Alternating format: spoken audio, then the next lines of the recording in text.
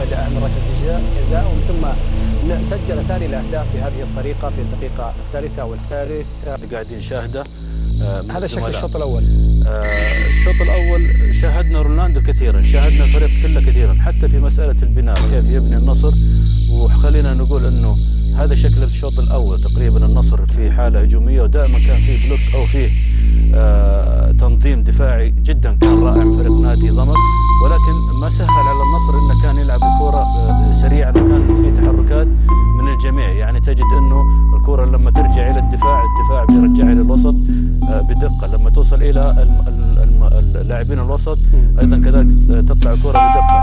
تحركات المهاجمين صراحة هي من جعلت فريق نادي النصر يكون بالشكل هذا. تغير هذا بعد الهدف كابتن، بعد الهدف الاول بدا ضمك يبحث عن الهجوم وجاء فيه الهدف. نعم، هو اول ما فكر ضمك انه يكون